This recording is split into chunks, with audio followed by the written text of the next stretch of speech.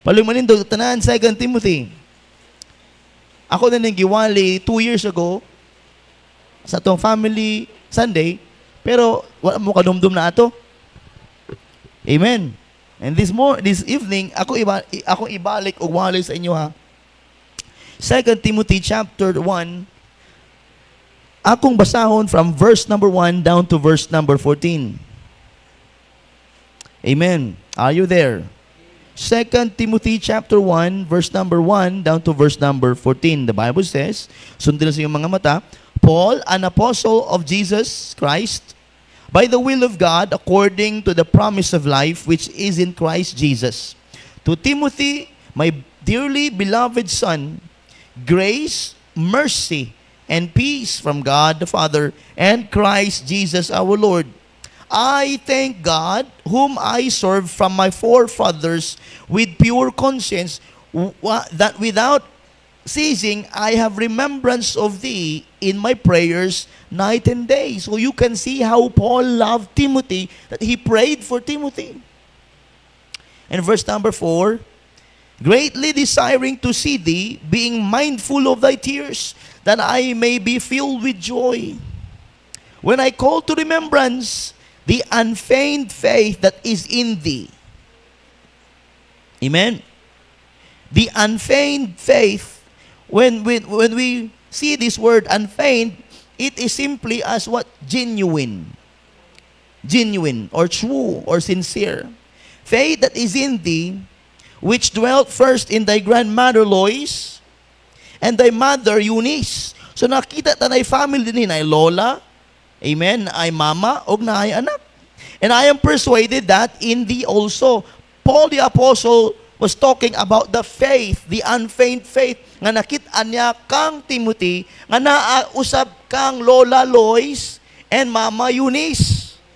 Og sigurado kaayo si Pablo that he is so, kanabitaw kabalo kaayo sa nga kanang pagtuo, kanang unfeigned faith, na adjud kang Timothy.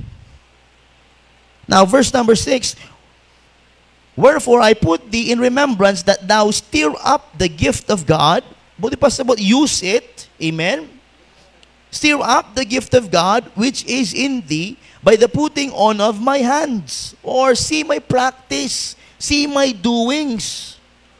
For God hath not given us the spirit of fear, but of power, and of love, and of a sound mind. Be not thou therefore ashamed of the testimony of our Lord, nor of me his prisoner, but be thou partaker of the afflictions of the gospel according to the power of God, who hath saved us and called us with an holy calling, not according to our works, but according to his own purpose and grace, which was given us in Christ Jesus before the world began. But is now made manifest by the appearing of our Savior Jesus Christ, who hath abolished death and hath brought life and immortality to light through the gospel, whereunto I am appointed a preacher and an apostle and a teacher of the Gentiles. For the which cause I also suffer these things, nevertheless I am not ashamed, for I know whom I have believed, and I am persuaded that he is able to keep that which I have committed unto him against that day. So nakita ito mga higala nga si Pablo, amen, dili na, wa na gyud say, huna nga muundang pa. Amen. Verse number 13, hold fast the form of sound words, which thou hast heard of me in faith and love, which is in Christ Jesus. That good thing, amen, you must mark those words, that good thing which was committed unto thee, keep by the Holy Ghost which dwelleth in us. Now, what is that good thing which was committed unto him? Pablo, keep by the Holy Ghost which dwelleth in us. Now, butangi ka sa tapad nga verse na, ibutang ka ng verse nga, verse number 5. That is the thing, the unfeigned faith. The genuine faith. The genuine faith. Okay? Now, in verse number, lubat na, Brad. Wala na charge. Amen. That good thing which was committed unto thee, keep by the Holy Ghost which dwelleth in us. So what is that good thing? Muna atong tanawon karong gabi. Paul called it as good thing. That good thing which was committed unto thee, keep by the Holy Ghost which dwelleth in us. Let's pray first. Father in heaven, we thank you, Lord, for this gathering again. Oh, Lord, please give us this message. Oh, Father, please make this prayers, oh God, nga mapabilin sa among huna-huna kasing-kasing. Use me, Lord, in your way, I pray in Jesus' name. Amen. Palihog maglingkod. Maayong gabi. Amen. So,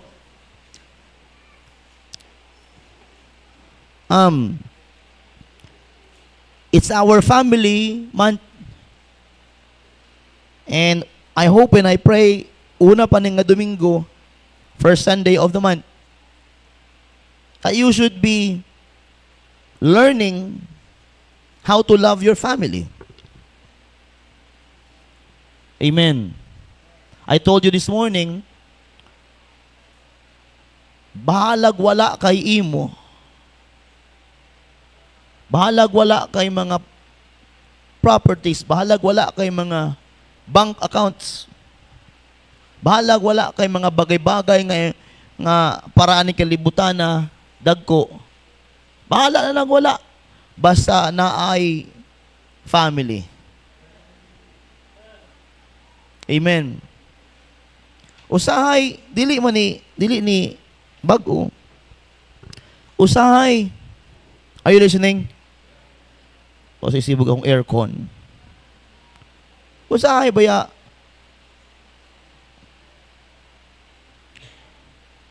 Sakit kaayo po tumalandungan nga. Sometimes the devil is using our family to destroy us. Amen? Kung naa may pinakasakit nga away, kanang away nga parente, relationships. Amen? Ang nag-away, papa against anak, anak against mama, pinsan against pinsan, relatives against relatives. That might be lisod kay paminawan, pero still, di mo ma-erase sa imuhang history nga, imuha mangyod ang mga paryente, imuha mangyod ang mga pamilya. But una-una na to, what is that bagay nga usa nang bagaya nga naghimo kaninyo nga mabuak mo? What is the cause of a broken home? Diba? Ang cause sa broken home is, number one, sa survey, when the trust is broken. Amen? When trust is broken, dili gina dali kay mabalik. Naminaw mo? Di ba? Ang pagsalig mabuak sa mag-best friend, di na kayo na ibalik eh. Kay kung na-break na ang trust, even though magpabilin mong best friend, na ginitunok. O sa kaadlaw, matunok ka balik. Ana nga tunok. Are you with me? Now, usay atong himuon para dili ta magkaroon og ingana klase mga tunok sa atong kinabuhi. Amen? Lagi. Pastor, lain na magkaayo yang gihimo og God nga dili na nako matiis. Di na makaon. Kinsa ba ningon si imuha nga kaono nimo?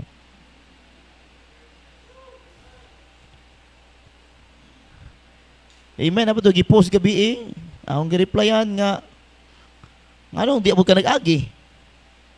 Oh. Sige, mamintso maguro to. Gi-reply na ko, dili ko agi, shortcut man. Now, ano to kana bitaw pataling haga to ba? Sa mouse tong kinabuhi, puro ta shortcut. Gusto madato. Gusto dali madato. Nga, tanawan ni nasamot ka pobre. Hindi na ako mag-isip itong investment gani hagingon ni kaya sakit kaya sa buot. Di ba? Somehow, some way, we do things contrary or against to the way of God in our sight. Are you with me? Kaya gusto na kitag paspas. Di ta gusto process. Gusto tag shortcut. Diya silaag nga to ang mga paagi sa kinabuhi when we wanted that thing nga gusto nato, nga dali nato maangkon, which is okay man na. Pero what if? Amen. Now, pwede nato malikayan unsay pwedeng nahitabo nga dili maayo. By what? Thinking. Using our brains. Using every veins in our small brains. Amen? Wala ko nag-ingon nga bright ko, kay sipet mo ko anak makapilang beses. Are you with me now? Now I'm talking about relationship. Now I'm mga broken relationship because of what? Wrong motives. Broken relationship because of wrong motive. Broken relationship because of mishandled thing in the family. Because of what? Trust. Because of gusto lang makaisa. Gusto lang makasiguro. Gusto lang mangyayari. But wait, if we talk about family, it should be safe. When me and my, example, ako o si Ma'am Hazel magisgutan ug usa ka bagay nga importante para sa pamilya, para sa among mga anak, di nila basta-basta lang ang plano-plano, kundi lingkuran, tagahanog time, himuon, isipon, kay we are not just talking now, we're talking about my sons in the future. Are you with me? Now, so, example mga ison, kaya mga young people, dili mo pwede basta-basta maghimo o usa ka desisyon for the cause of today. Uy! Dili mo dapat maghimo o usa ka desisyon para lang karon nga adlaw. It should be what? For all days to come. Kaya gamayng sipyat, kung mali ang imo ang desisyon karon, it would affect your future as a Christian. Kamo nga mga negosyante paminawa ni, do not make any move, such a move, any decision that would what? Stop you one day on your heart for the Lord.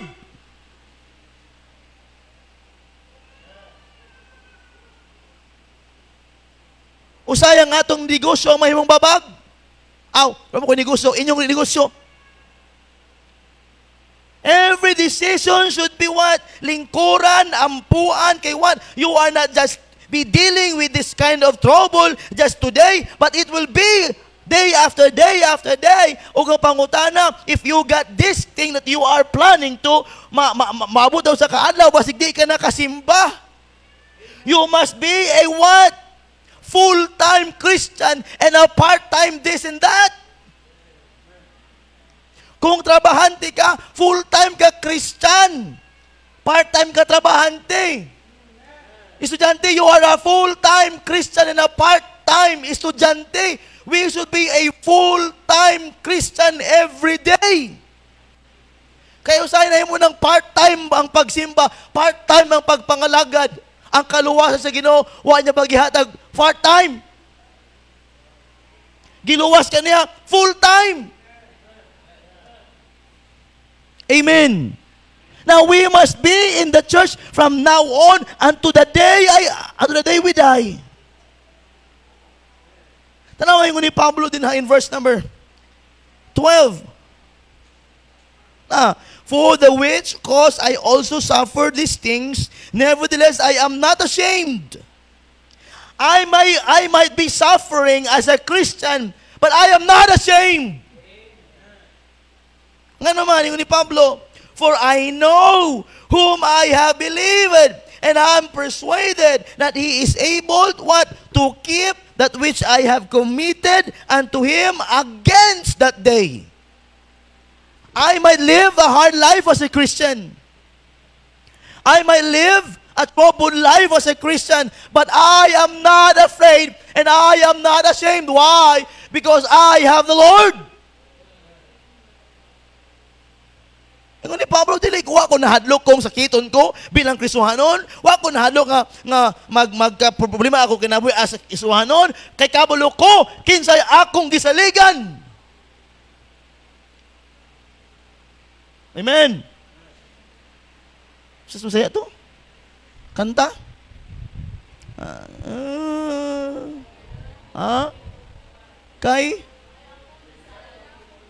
Kay naila kong gituuhan ko. Ako nasayod nga siya gamhanan. Magbantay siya kanako. Hangtod nga mo balik siya. Naguba na gid akong tingog. So nagakurug-kurug yung tingog. Karon ako na gikurug. Now listen very carefully. Think about this. Are you listening? Think about this. Ask yourself this question. Am I going to serve God for the rest of my life? Question yourself. Ask yourself. Am I going to serve God until the day I die? Inchi ko na ko? Ching wang cho, ching chang cho, puti-puti, lagom-lagom. Paminaw ni, paminaw. Pangutanay mong kaugalingon, magkinabuhi ba kong Kristohanon hangtod sa akong kamatayon?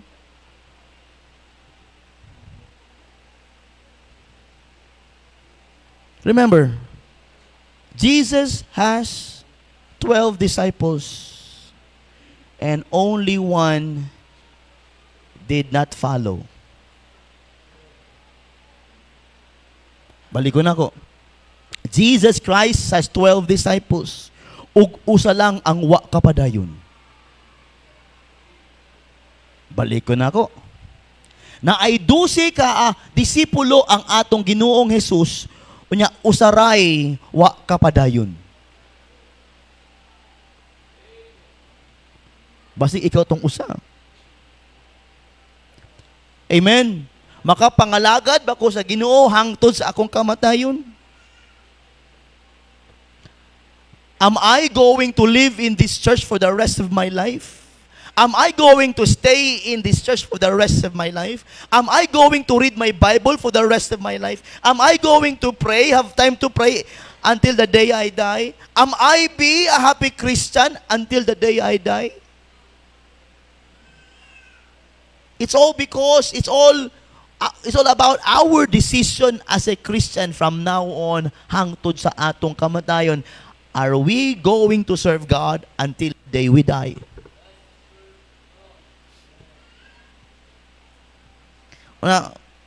Kan nga pangutana, akong gitubag sa kadlaw. Tumbatanon ba ko? Kanang gikan ka sa backslide. Amen. Ngayon ko sa Ginoo, Lord, bago na kabalik, Lord. Bago na ko kabalik sa choir. Nana ko sa Bible school. Nagpadayon ako sa akong ginahimo as a Christian, Lord. Kung ma-backslide pa ko, paulian ako sa langit. Di ka mahadlo ka na. Lord, kung ma-backslide pa ko, kuhaan ako. May kapatay, gini ka. Masig ugma, wa na po. But God is gracious. Uluwi. Tubag ang Ginoo. Uluwi, unsa klase nga backslide mo ginaingon? Kaya everyday mga backslide. Without reading your Bible, you are backsliding. Without praying to God, you are backsliding. Every day is a day for the Lord, spending your time with God. Amen. Usay wala tay time. Ay, okay ba ta? Intro lang to siya nga nagaingon na, am I going to live? Kung sa atong isgutan karon si Timothy, in verse number 5, when I call to remembrance the unfeigned faith, or the genuine, sincere, true faith that is in thee, which dwelt first in thy grandmother Lois and thy mother Eunice, And I am persuaded, I am convinced ba? I am convinced that in thee also. Unsa na ang unfeigned faith. Now, una na nadunggan ang ngalan ni Timothy in Acts chapter number 16, verse number 1. Now, pwede ba sa screen? Acts 16:1. In Acts 16:1, diyan na tumakitaan ang pinakaunang nga nahisgutan ang ngalan ni Timothy. Then came he to Derbe. Nawa, si Timothy, nagasabong gini. Then came he to Derbe. Oh, pwede tayo, pastor, mag-Derbe. Sa bungiro kay kang dako, paminaw sa. Then came he to Derbe, lugar na, and Lystra. Amen? Oh, nagdirbig, naglista. And behold, listen to me, a certain disciple was there named Timotheus, the son of a certain woman, Eunice, which was a Jewess, and believed. Who believed? Timothy. They were believers. But his father was a Greek. So dili, Hudiyo ang iyang amahan. Pero dili, excuse na nga ang iyang tatay, dili Jew, di na siya mga lagad sa Diyos. No, kung ang imong papa wala pa nangalagad sa Ginoo, dili na excuse nga, dili ka na magpadayon. Kung wala pa imong papa dili, o mama dili, wala pa na Kristohanon, it is not a reason for you not to serve God and not to follow the Lord. Because Timothy, even though ang iyang papa was a Greek, o dili pa magtotoo, na siya, disipulo na siya. Ay, pastor, kung akong papa, pastor, magbabautismo na, mag-Bible school na ko, oy, imposible kayo na. Wala gani ka naging nganing-ano, magulat pa ka sa papa nung baptize, paano kung dili na? Di ka Bible school. So mga igsoon, tonight, nakita nato nga even though nga si Timothy, iyang papa, dili Jew, buti pa sabot na ay nagdalagid kay Timothy ani. Amen? Wala kung wala na ning kamot si Lola Lois o kung wala na ning kamot si Mama Eunice, there will be no Timothy nga partner ni Pablo sa ministry. Muna mga parents, oy, ayaw inyong pugngin yung anak, mga lagad sa Ginoo. Dili nga may anak, ayaw pagpastor, pag membro lang good. Kaya kung pastor ka na, wala kay kwarta. Napataya ni. Kwarta-kwartahan na iladay ni. If your children wanted to follow the Lord, listen to me. Mga nanay, tatay, kung ang inyong anak gusto mga lagad, gusto nga mag-serve sa Ginoo, gusto nga magpastor, ayaw nagpugni. Nga nang imo mo nang pugna nga di mo na imo.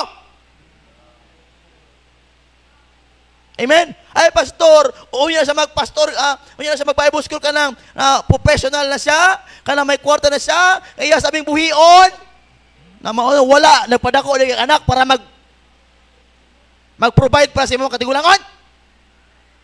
Okay man na. Pero kung imong gihimo ang anak nimo, wa nimo pugni, gipabili nimo simbahan, ang anak nimo nakita na niya o makita na niya nga kinahanglan kang tabangan. Dili nga wrong motive ka, anak. Pagtrabaho niya, kay bawi ka na mo, kami ang nagbayad sa mong ospital, sa mong diaper, sa mong gatas, sa mong eskwela. Gibuy-buy na nimo imong anak. Nya, kinsa dahil naghimo si anak? Imo-imo mo ganak, kunya di ninyo padakon. Amen? Are you with me?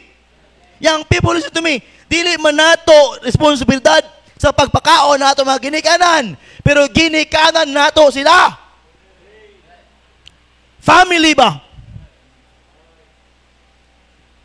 Mali kayo na, isuon, mingon nga anak, magdako ka, magpulis ka. Kaya pang pamatsyon ni mo itong nagbugal-bugal sa tuwa. Namaon na ni Ron. Amen. Ayaw nyo punggi nga mga lagad sa Ginoo. Amen. Jiloy, magpasor ka dili.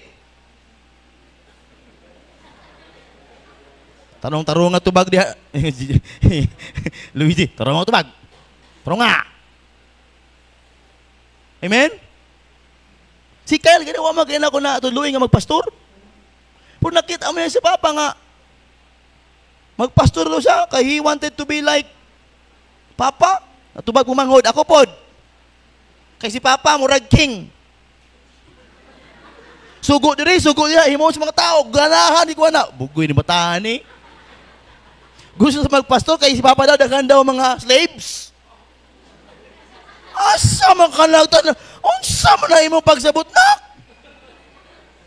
O Papa, kay kung naka sa office, mag-computer lang kasi mama nagalaba. Unsa mo nang utok ni mo na?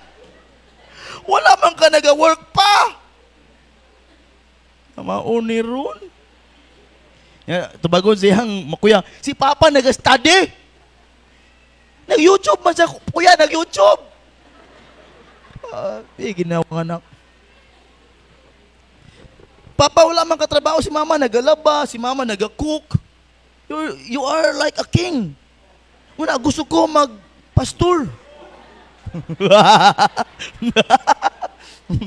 Sa mukha eh. Di ba may yun yan, pastor siya, kaya dagan ako sulugoon. I have plenty money, mag-give daw ang mga tao sa kuha. Opening doon, opening, di mo to tuwa. I remember one day, one day isang araw, I saw nakita ko. Si Ading, dagan sa office. Itong dili pa nga ng church, itong ano ba? Kahoy pa. Kutsa sa offering basket na to. Kutsa ko sa kurta. Ay, edad mga 4 years old. Nidagan dito sa tindahan, sundan ginako. Sa kalibong ikuha. Uy, ang palito na ning bata ah. Sundan ginako siya. Dagan-dagan isa. Ayo, ala siya. Nipalit lag, katong swak. Swak daw. Ano ko, ana, si imong balik. Ay, sa kalibong mo na! Abo, okay na dito. Okay na naman ang areho kwarta. May bunal ni mata. So, kaya ako nagisang at.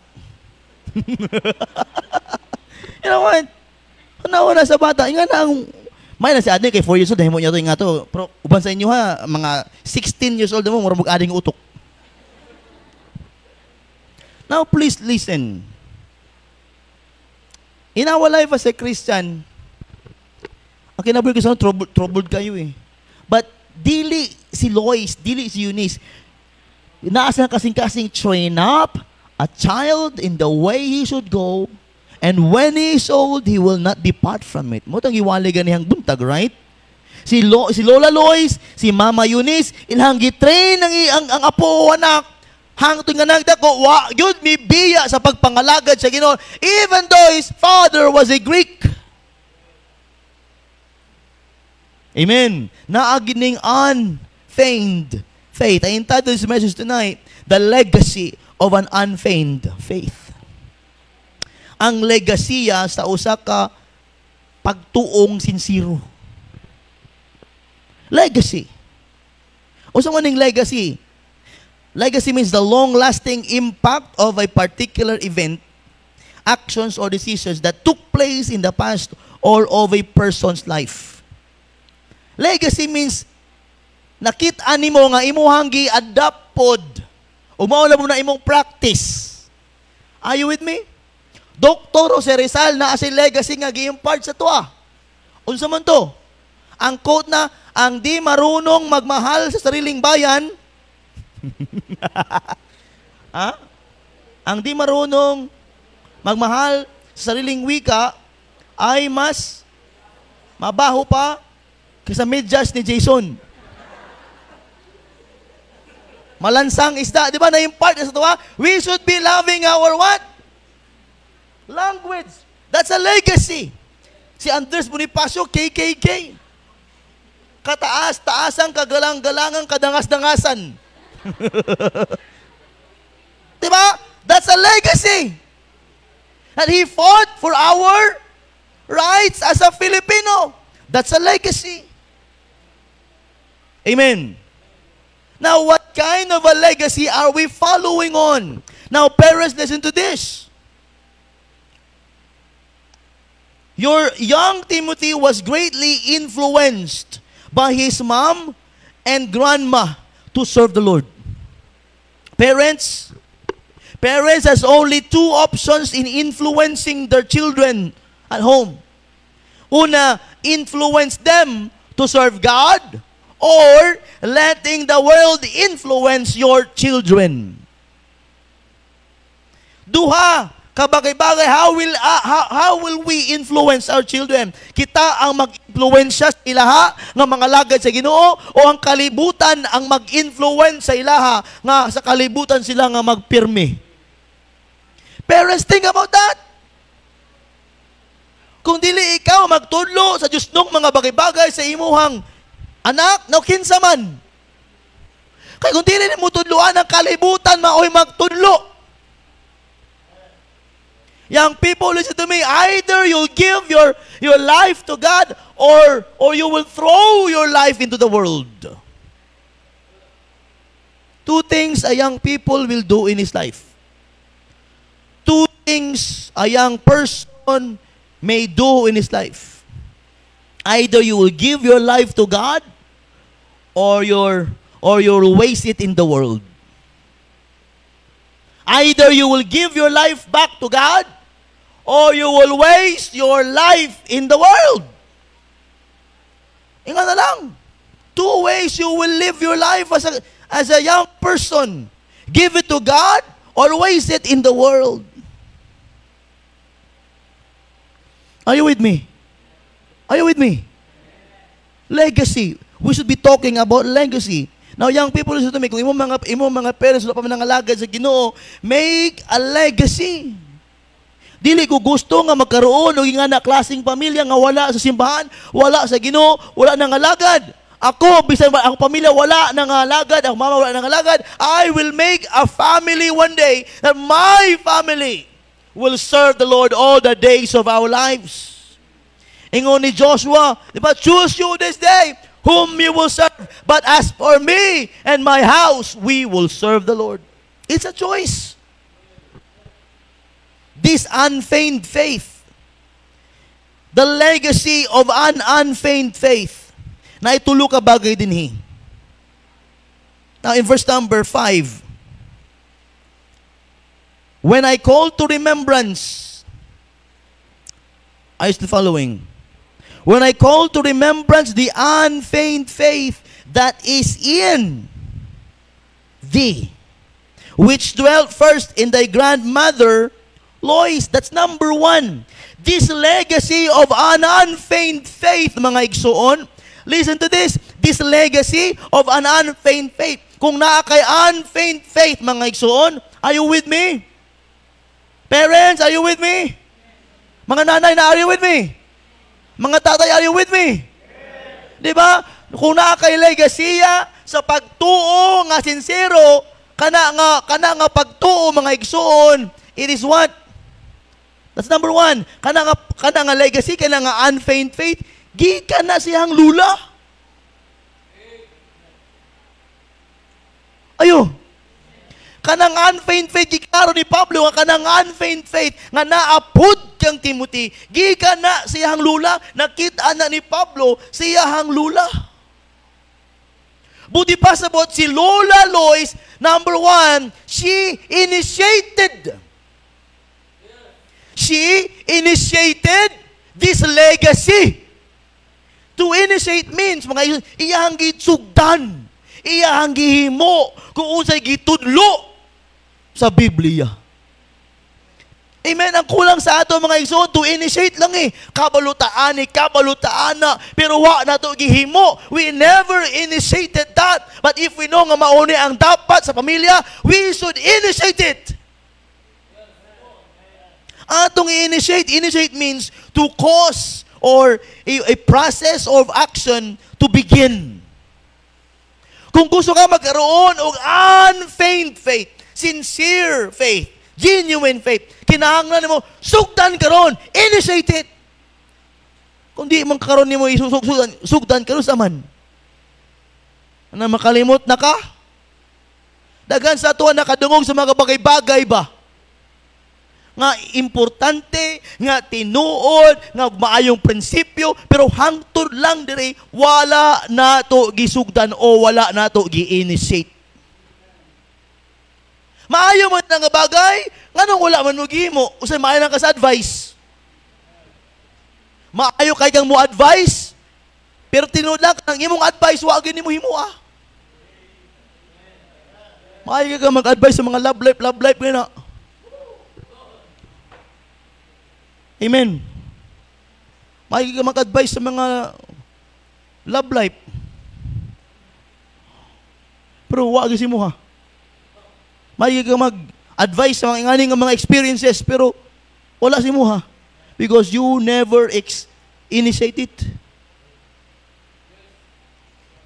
Si Grandma Lois, si Lola Lois, she initiated it. She began her legacy, this unfeigned faith, sa iyang anak, nga si Eunice. Eunice, mauni ang dapat natong himon. Eunice, mauni ang pagtuo. Eunice, mauni ang Bible ingon. Eunice, mauni Eunice, magsimba ta Eunice, mag-ampo ta Eunice. She initiated that legacy of a genuine faith. When will you start it? When will you initiate it? Kanang imong mga anak o imong mga apo, worldly na. Kano sa manimo tuliron ang usa ka lubing nga tiko.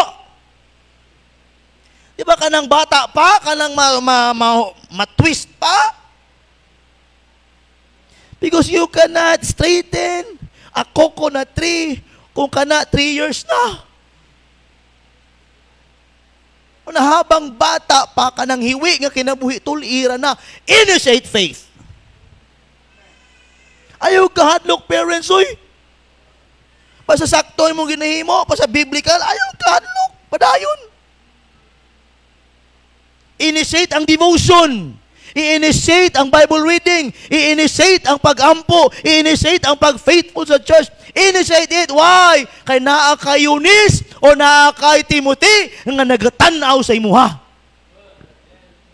If you will never initiate that kind of faith, the world will initiate wrong kind of faith. If you will never initiate that unfeigned faith nga nahibaw-an nimo, nga natun-an nimo, kung dili mo na i-initiate sa imuhang mga family, wala ka lang kabulong ang kalibutan na ay wrong faith. Moto ang naa sila ha.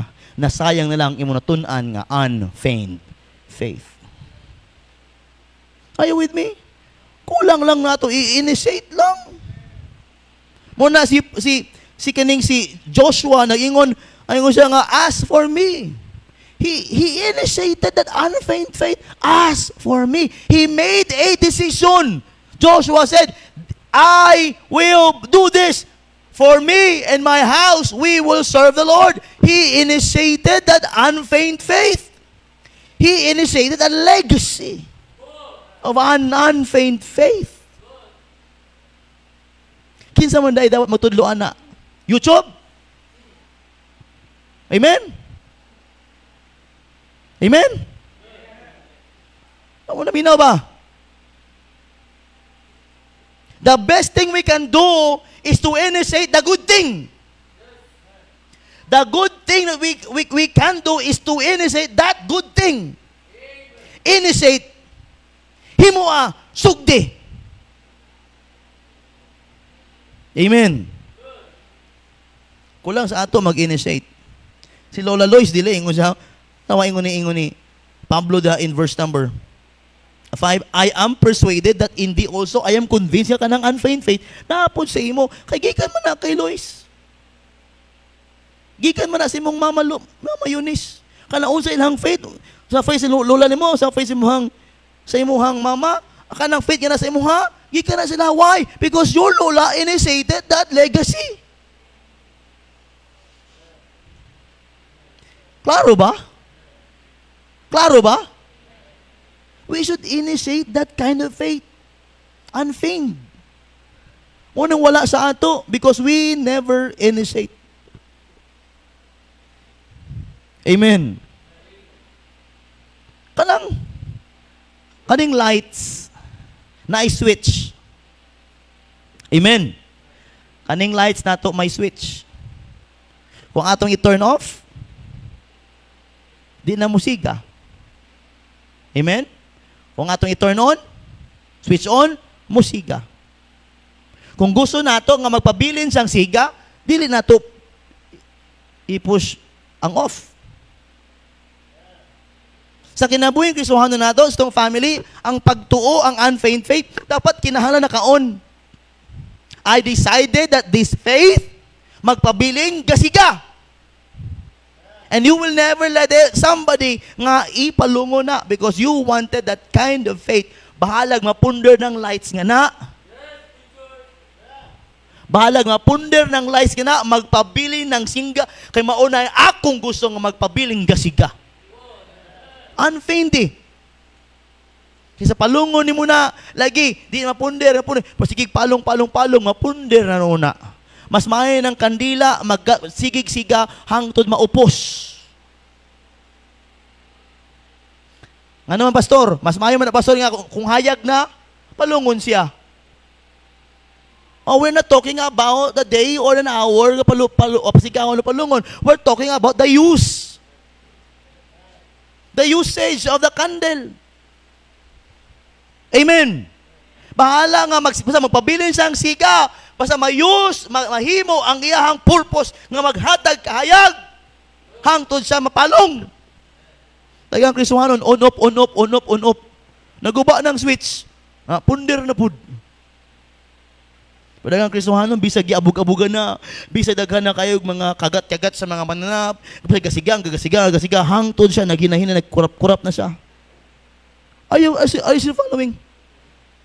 Hangtod nga walay naga-off sa imuhang lights, magpabiling gasiga na. Masing moabot ang adlaw, tungod kay murag padulong na siya sa punder-punder, magkipat-kipat na siya. Bahala ga kipat-kipat na. Still kung ngit-ngit, magpabiling nagahatag-hayag. Di ba? Ang suga nga nagkipat-kipat, kung ngit-ngit, maggamit gihapon, ano na, kung magliw ka, kipat man, sige na po. At least, wala gipatay, kaya na-serve ang iyang purpose nga dapat siyang musiga. Unfeigned faith. The legacy of an unfeigned faith. Dapat kani nga pagtuo, di dapat ni pwede nga mawala sa family. I want this legacy of an unfeigned faith. Magpadayon. I should initiate it. Amen? Initiate, kulang lang initiation. Number 2.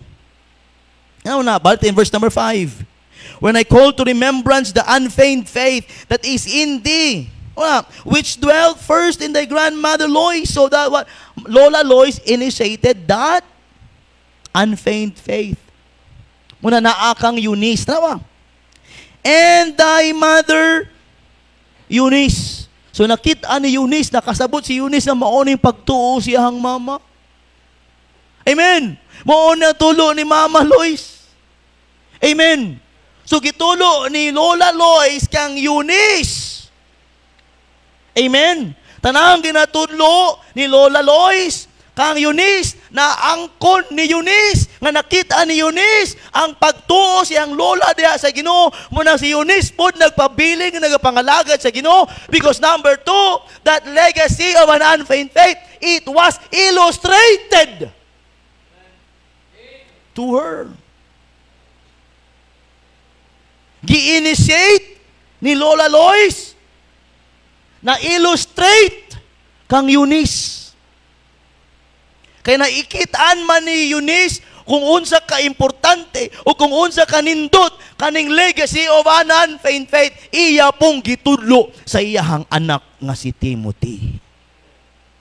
Sakto ang initiation o nakitaan ang illustration sa faith. When we initiate that good unfeigned faith, mga igsoon in our life, makita na sa atong family, makita sa mga tao nga nakapalibot kanato, that we are illustrating an unfeigned faith. Nga masking dagang problema, mas dagang sakit, dagang pangapot, ang imong pagtuo, wa good na palong. Why? Because you are perfectly and strongly illustrated that unfeigned faith.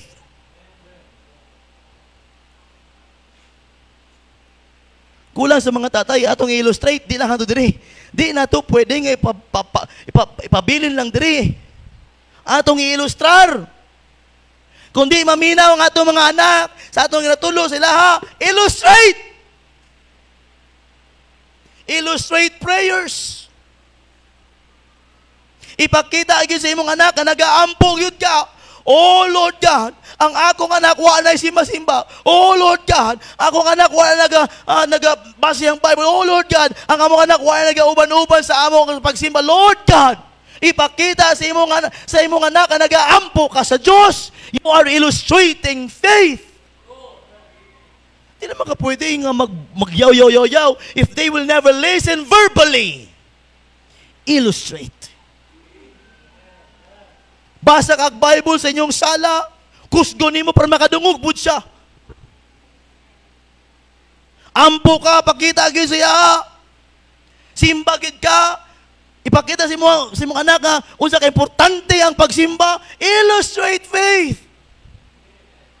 Oh, young people sa mga kihapon, kung imong mga parents, wa pa din simple lang kayo, illustrate your faith and they will see a genuine faith in your life. Usay, di mo ba ng inyong mama sa pagsimba o papa nga naman? Wala mo nagapakita saktong pagtuo. Mutubag-tubag man mo. Di mo hugas plato. Di mo sunod sa sugo. Paso nila sugo ang manggot yung sigarilyo. Amen? Ingon ganyan, pwede makamudili sa mga sugo na show a respect isa pa. That's not good for me. O kung masugo sila, abala sila, bunalan ka. But you settled a respect. Anong gibunalan man ka? Kaya wala ka nagtuman, nga papaliton ka ilimnon o sigarilyo. Bahalag bunalan ka, ayaw yung tumanana. Because one day, they will show a respect to you. Bahalag na bunalan ka. Di ba yung sige no? If you live godly in Christ Jesus, you will suffer persecutions. Bahalag i-persecute ka than doing the thing that you don't need to do. Amen? That is not a disobedience. It is the right thing to do. Amen. Amen. It is illustrated. Gi-illustrate ni Eunice. Nakita anak ko ni sa mama nga iyang gitulo sa ako. Nagdako ko nga nagabasa akong mama og Bible. Nagdako ko nga ginapabasa niya akong Bible. Og nindot kay ni, tinuod kay inaapa ko simbahan. Og iyang gitudlo kang Timothy. She illustrated an unfeigned faith. Si Lois, she what? Initiated. Si Eunice, she illustrated that unfeigned faith. Naghimo gisulag legacy. I like this verse, 1 Timothy 4:12. Let no man despise thy youth, but be thou an example of the believers. In word, in conversation, in charity, in spirit, in faith, in purity. Amen. We must illustrate good things. Young people, illustrate your faith. Illustrating faith is just practicing your faith. Titus 2:7. Titus chapter 2, verse number 7. In all things showing thyself a pattern. Ibutan sa screen. Titus 2:7 and 8. Titus 2:7 and 8.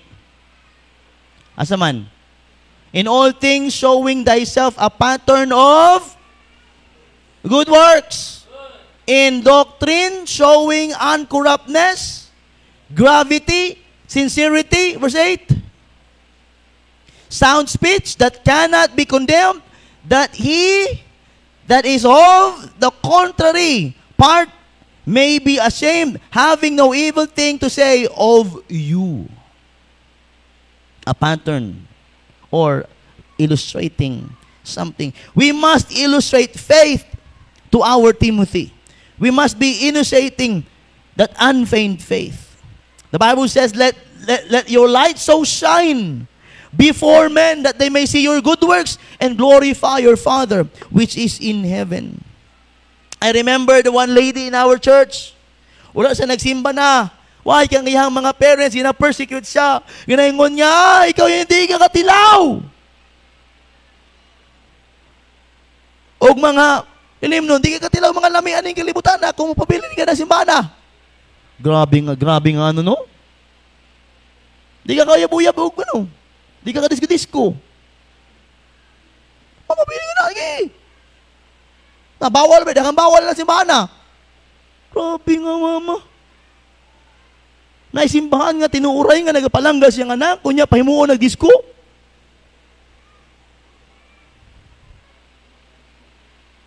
Di ba? Nalok. Asa nabot ng iyang anak? Natog Manila. Pag uli may anak na. Guba ang kinabuhi. Ang bata nag-surrender nga mag-Bible school. Ang bata nag-surrender nga mag-pastor's wife. Naguba. Because of one wrong advice. Friend, di tadira friend, kibawal na, dagang bawal ng pastora na. Stick to kay ng kalbuhang pastor na. Yes, you may say that today. Yeah. Yes, enjoy your life in the world. Enjoy your life in the world. Live like a king. Oh, you can live like a king. You can spend all the money you want. Imong ginakuha ang kalibutan na. You can buy anything you wanted. You can earn many money you wanted. But listen to me. You may be, you may like, or you may live like a king. But one day, without Christ, you'll die like a rat.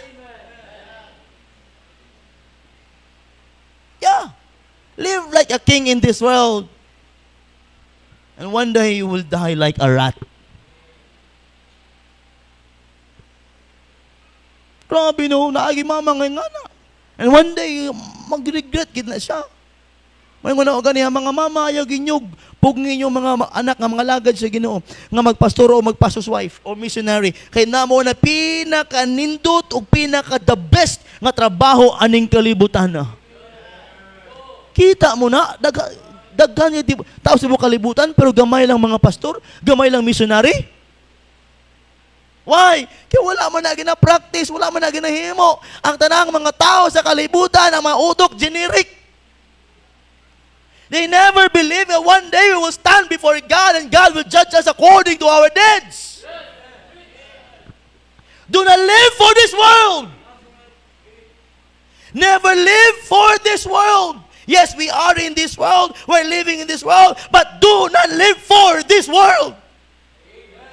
Live for God because one day, mga igsoon, eternity cannot be numbered and cannot be measured because our eternity is eternity, 0 to 0, and you will live for all eternity. Do not live for this world. Oh, mga igsoon, how is 70 years compared to eternity? How is your 80 years compared to eternity? How is this flesh to live in eternity? Don't matter in this world. Live for the Lord. You may never have the things of this world, but if you have God, you have everything. Wala man taan ng mga bagay-bagay nga na, pero ang atuwa ang Ginoo naa sa ato ang tanan. Are you with me? Dili baya tanang tao aning kalibutan na perfectly serve the Lord. Nasa ato diri ha, nasa ato paminaw. Naa sa ato dinhi. Isa sa ato dinhi apil ko, wa ta kabalo ko after 10 years from now, ta diri. Basig sunod bulan yan may mawala na. Ang atong ginahimo dinhi is spiritual. It is not physical. It is not material. It's all about the eternal things of the Lord. Nawala na ang essence of the spirituality in the churches nowadays. Hapit na ginmoabot ang Ginoo. Kaya ang yawa, grabe na, ga-overtime na kaayo. And He is destroying pastors and churches nowadays. Pastors has been destroyed by the devil. Good pastors has been what? Destroyed by the devil. Why? Kaya ka na mga good pastors ka na, they can influence the world. Ang yawa, over time sa maguba, ang mga pastura. So you better protect me. If you love me and love this church, you better protect your pastor because dagang pastor karon guba na. Sakit kay isang duga na one of my co-pastor friend have fallen.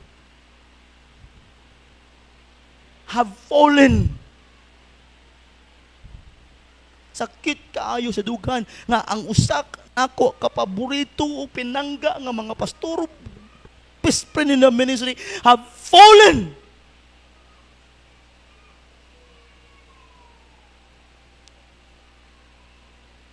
He cannot be a pastor anymore.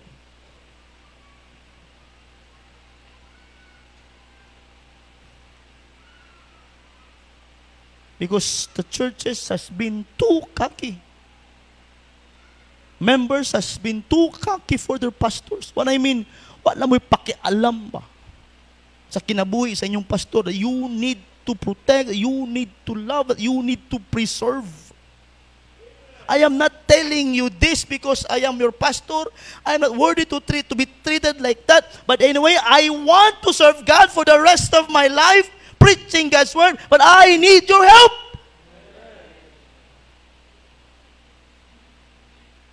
If you love this church, protect the pastor. Don't be so cocky. Dili ko masuko kung ino pastor.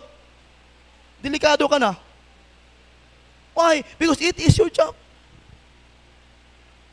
Imuha ng trabaho nga mubuyag sa amo ang mga bilang mga pastor because we are your pastors. You need to protect us, pastor. Dili na pwede sa imuha. Kung maminaw ka, please maminaw ani. Pwede mo na himuon. Oh, it's so sad to know, knowing my friend, mga igsoon. Una, for the devil, there are no good and strong pastors. Because the devil knows how and what is the weakness of every pastor. Oh, my friends, kung kamo mahulog man, kami pod. Kay tao man lang mi. Mabugbog mga Superman.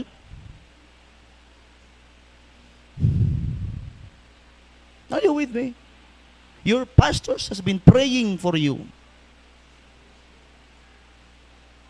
Don't mind yourself. Sometimes you must mind your church.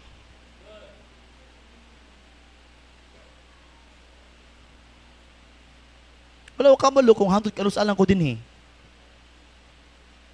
Kaysa kung pagtanaw mga igsuon, grabe ang yawa. I thought that pastor friend could stay for the rest of his life preaching and pastoring that wonderful church.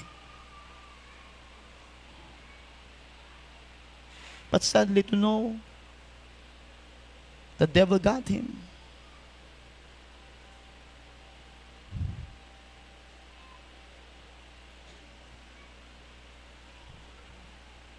Una ko nga, pastor, Lord, unda the day nga mahitabo na, please kill me. Lord, kill me. Kung mahitabo na sa akong life, Lord, please, kill me. Kaya mag-cause man nag-divide sa flock. Are you with me? We need to what? Initiating that genuine, unfeigned, sincere faith. We must be illustrating that into our family because that is a defense for the destroyer. Amen.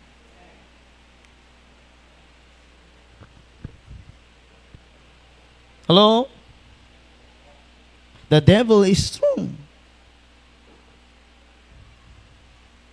Nagatuo mo nga di mo madala? Hello? Nagatuo mo nga di gid mo madala sa yawa?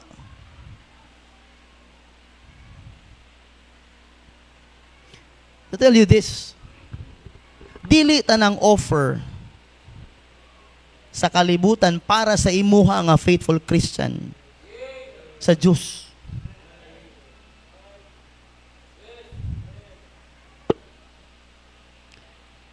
Dili tanang blessing iya sa Diyos. Kung somehow samoy ang yawa, may blessing po. Kabi ni mo, blessing ni, nahanap ko'y trabaho. Pero kanang butanga gani igsuon nga offer nga naa sa imuha could stop you from going to church every Sunday and will stop you from serving God and will what divide you, your family. It is not of God.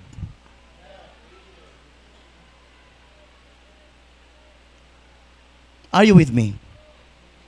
Kung kanang offer nga trabaho sa imuha nga faithful Kristiyano daw ka, kung kanang trabaho iya na sa Ginoo, dili gyud na mahilabtan imong Domingo.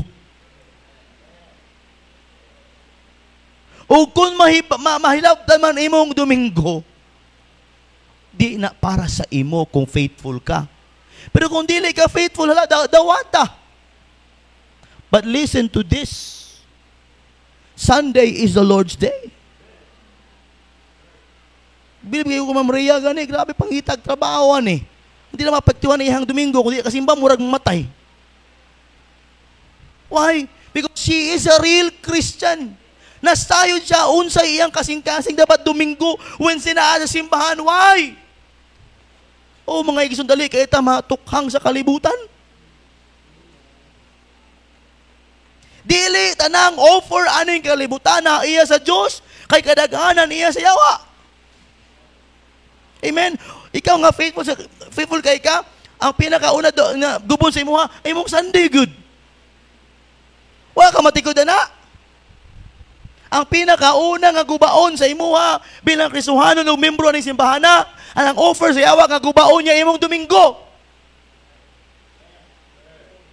Pastor, makakita magud ko ani, makaangkon magud ko ngani, dako magud sweldo ani. Yeah, unsa na kadako kumpara sa panalangin nga ihatag sa Ginoo sa imuha sa Domingo. Nagtrabaho kag Domingo. Imbis sa Ginoo. Nya nagkasakit kag 5 ka adlaw. Amen. Wala na kayo nung ka-duty 5 kadlaw. Kung nisimba kag Domingo, 5 kadlaw imo, 6 kadlaw imo, astang ninduta. Yeah, nakasimba lang, nakatrabaho lang yung Domingo, doon ko mo kita, pero pila man yung gigasto sa tambal.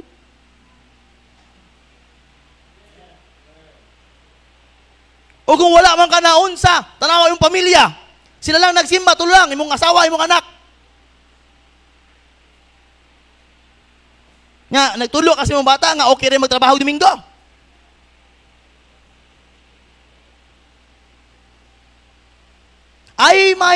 You might hear me unwell tonight, but it is true.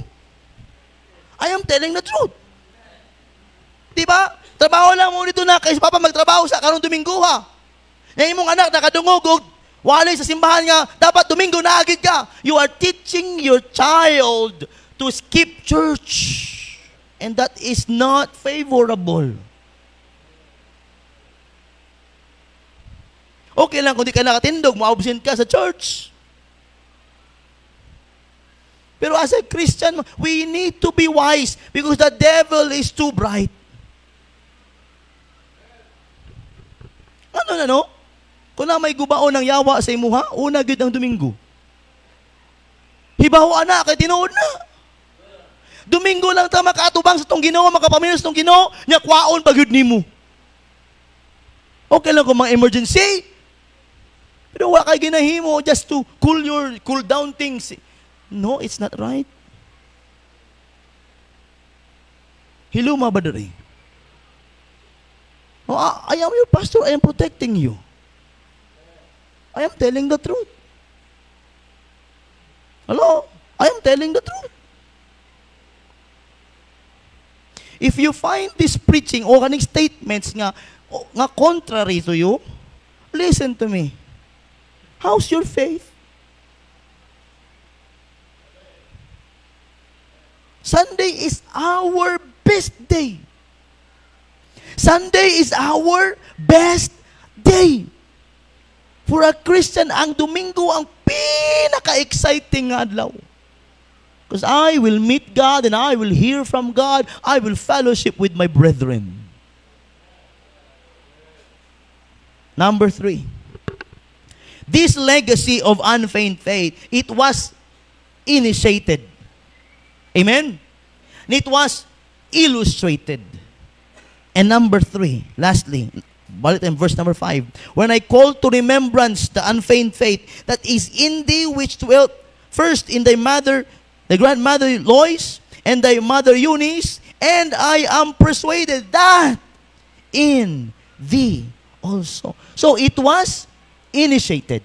It was illustrated. Because this unfeigned faith, this is inheritable. Amen?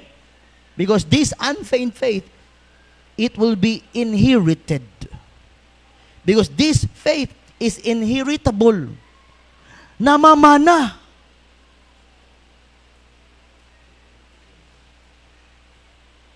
Ingon ni Pablo, and I am persuaded that in thee also. Nakita ni Pablo, maugining pagtuo siyang lula ba? Maugining pagtuo siyang mama ba? Nabudi ay kang Timothy. Why? Because this unfeigned faith, pwede ni mamana. It is inheritable. It is inherited. Are you with me? Kung magpakita lang kita mga igsoon, mag-illustrate lang kita mga igsoon, kanang pagtuuha, kanang abutangan na sa tuwa para sa Ginoo, mapamana nato sa atong henerasong sunod.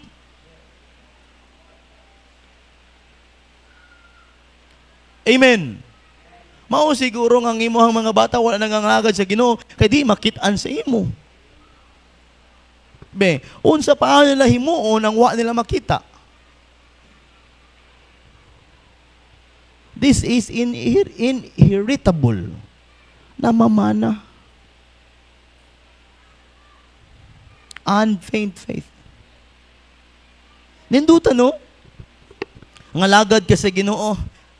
Young people, you start, magtukod kayo mo sa sariling simbahan, babae mo ka, sariling pamilya, like ka, gi-initiate nimo, gi-illustrate nimo sa mong family, one day, your grandchildren will inherit that faith. Amen? Ang atong simbahan, 12 years as a church, gikan sa umpisa, 16 years, kung atong simbahan na nasa 50 years old, ang atong legacy na apa ba? Kung i-trace ang imong pagtuo, amen? Tayo lang. Pwede ito mangita dirig, o si Jojo. Amen? Ang iyang anak. Si Gabe, magdako si Gabe. Naasimbahan. He is inheriting the faith of his father. Kung i-trace mo, kung dako na nasa 20 years old si Gabe, matrace back ni mo asa ng iyang pagtuo gikan. Asa na yung legacy gikan? Gikan sa iyang papa. Nga gikan pa nag-umpisa aning simbahan na ana. O si Gabe magkaanak. It will be traced from generation to generation because there was a man who initiated faith, who was illustrated faith, and now that faith, it is inheriting. His family is inheriting that faith. Astang ninduta, nga bisan pa ikaw, batanon, wala imong ginikanan, hindi nagapangalaga sa Ginoo, pero you stayed, you made your family, it will be traced from generation to generation, ang imong pagtuo na agihapon sa ila. Amen. This unfeigned faith, it is inheritable. To inherit means to come into possession of, belonging for someone else. Grabe, no? We can be traced. We can trace our faith. On our labor will never be in vain in the Lord. Amen. Happy no mahuman. Our labor will never be in vain in the Lord. Every peso, every penny that we gave, it is not wasted. Kanang luti nato nga atong ginampuan kung mapalit gyud na mga sa tubangan igsoon, matindugan ng mga buildings, one day it will be traced that one day in this the lifetime of kaning simbahan adunay mga members ang nag-amot-amot para mapalit ng lutaa.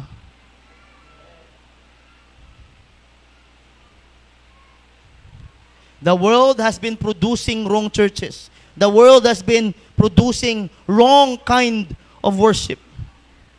And we as a Christian yung nagpabilin sa old-fashioned nga simbahan, we should preserve this kind of worship. How?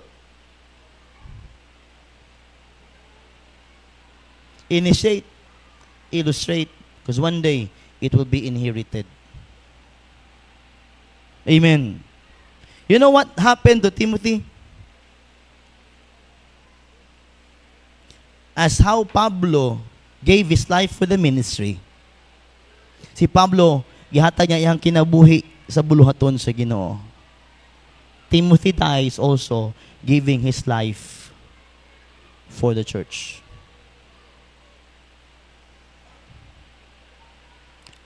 The church in Ephesus is a church that sent more Christians all around.